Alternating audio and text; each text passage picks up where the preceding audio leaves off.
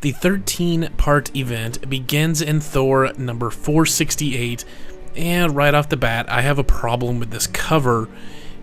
MC Wayman's art isn't the worst out there, and it shows off the two characters quite well.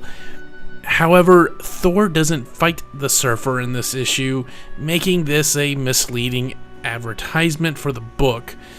Now, it is common business practice to not have truthful covers on comics, going for what will sell more instead of accurately showing what is supposed to happen in the book. There is also the fact that covers oftentimes are laid out and sent out to be created before the final draft of the comic is ready, which may mean that the cover reflects something that was originally supposed to be in the book, but was altered for whatever reason.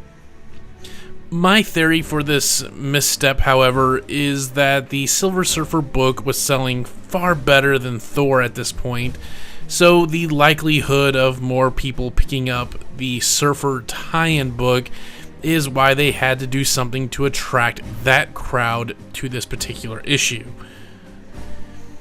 We open up the issue with 4 pages of Odin showing concern about his son and really doing nothing about it, and this is what he does for the majority of the event. Then we turn to Thor and Valkyrie giving us a 1-paragraph summary of why Thor is crazy. You have shown me how I was debased by Odin, a mere servant to his vicious whims. Never again will I wear the yoke of Asgard.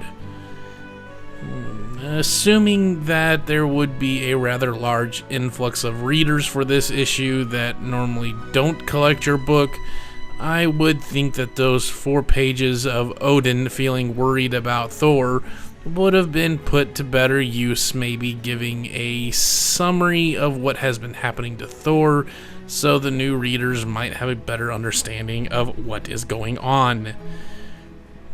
Next, we see that Thor isn't alone. Lady Sif, who is Thor's betrothed at this point in comics, has tracked down Thor and is getting ready to confront him with the aid of a mysterious companion. Mysterious being a loose term, because any fan of pretty much any character in this event will know who this individual is. Lady Sif confronts Thor, trying to reason with him, but Thor would have nothing of it. During this exchange, we learn that Valkyrie isn't all that Thor perceives her to be. Thor doesn't take Sif's rejection of Valkyrie well at all and promptly knocks her out. We then get to see the mysterious figure from earlier, Beta Ray Bill.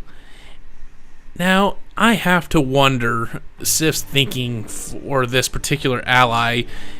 She isn't new to the Marvel Universe, so why choose someone who you know doesn't have the same level of power as the one you are trying to bring in? Anyway, the two don't get along very well, and a fight ensues. Of course, the fight is pretty much one-sided, as you would expect, pretty much, forcing Sif to teleport out, leaving Beta Ray Bill to learn what a superpowered sledgehammer can do. Our comic ends with Thor about to kill Beta Ray Bill when the Silver Surfer enters the fray, with not only a false advertisement for what is next, but something of a spoiler. Part 2 takes place in Silver Surfer number 86, and not only do we get a great cover from the ever-great Ron Lim, but it is actually truthful to what is going on in the comic. We open up the comic pretty much where the first part ended, the Surfer intervening and preventing Thor from killing Beta Ray Bill.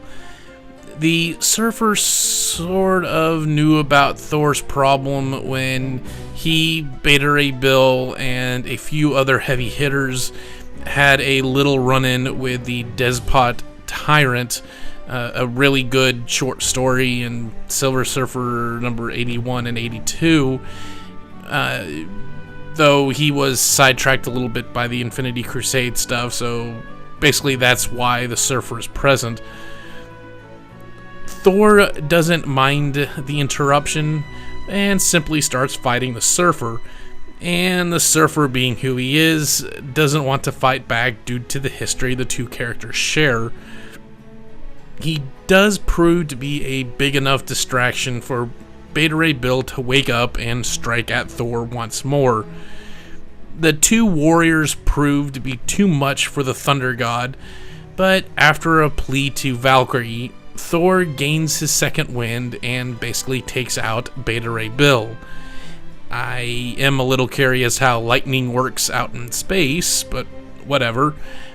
The Surfer uses his board to send Beta Ray Bill away to Lady Sif, who takes him to Asgard to heal.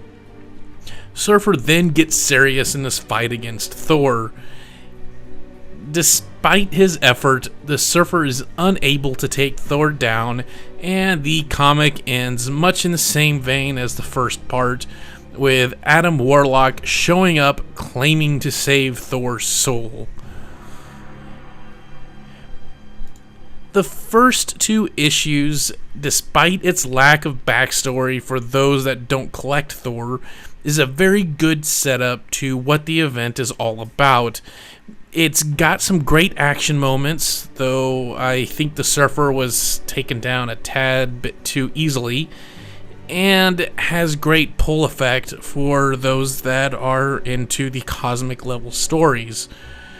The artwork isn't great, but it is a pretty good reflection of the style for that time period in comics.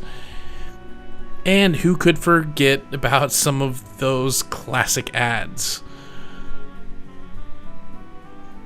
Well, please join me next time as we dive into the next part of Blood and Thunder. As always, thanks for watching. God bless.